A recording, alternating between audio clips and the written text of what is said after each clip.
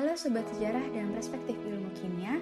Kali ini kita akan bercerita tentang sejarah dari tabel periodik unsur. Apa sih tabel periodik unsur itu?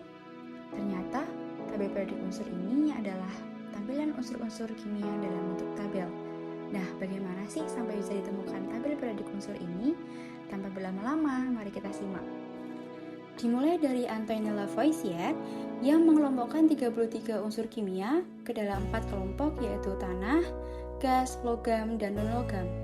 Unsur-unsur ini masih terlihat berbeda, belum terdapat kemiripan antara unsur yang satu dengan unsur yang lain, yang menyebabkan sifat-sifat unsur ini masih sederhana.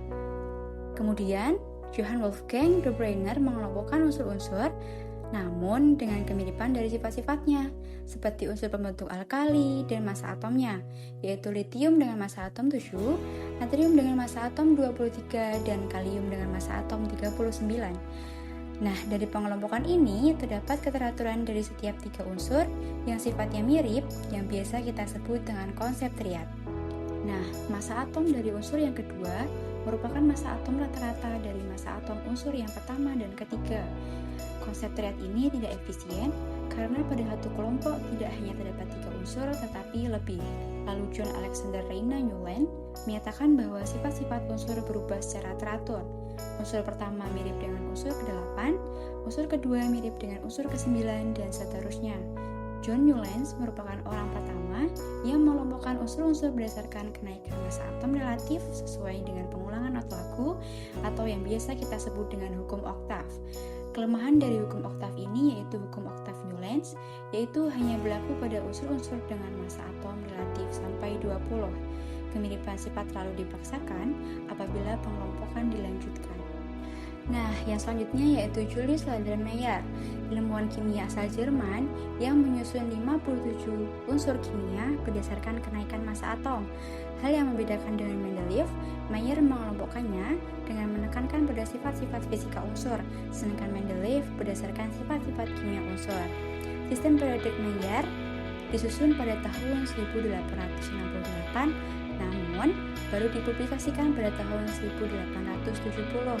Menurut Meyer, unsur-unsur yang memiliki sifat fisika sama ditempatkan pada kolom yang sama pula. Yang selanjutnya yaitu Dmitri Ivanovich Mendeleev. Beliau merupakan ahli kimia yang terbilang berhasil dalam mengelompokkan unsur-unsur. Mendeleev memprediksi unsur-unsur yang belum ditemukan pada kala itu. Dasar pengelompokan unsur-unsur versi Mendeleev adalah berdasarkan kenaikan massa atom relatifnya. Dan uniknya, Mendeleev mengelompokkan unsur-unsur tersebut dengan menggunakan kartu, di mana setiap kartu tertulis lambang unsur, sifat-sifat unsur, dan massa atom relatifnya. Unsur-unsur tersebut disusun berdasarkan sifat-sifat unsur dan kenaikan massa atom relatif. Namun, pengelompokan ini menekankan pada sifat-sifat kimia unsur ketimbang massa atomnya. Mendeleev menyusun unsur-unsur dalam tabel periodik berdasarkan kenaikan berat atom dan dilihat dari sifat-sifat kimia. Yang terakhir yaitu sistem periodik modern. Sistem periodik modern ini adalah susunan berkala periodik unsur berdasarkan kenaikan nomor atom dengan tujuan untuk mempermudah memberikan gambaran senyawa yang terbentuk apabila unsur-unsur tersebut saling berkaitan. Pada tahun 1913, seorang kimiawan Inggris bernama Henry Moseley melakukan eksperimen pengukuran panjang gelombang unsur menggunakan sinar X. Berdasarkan eksperimennya, diperoleh kesimpulan bahwa sifat atom bukan didasari oleh massa atom relatif, melainkan berdasarkan kenaikan jumlah proton. Hal tersebut diakibatkan adanya unsur-unsur yang memiliki massa atom berbeda, namun memiliki jumlah proton sama atau yang disebut dengan isotop.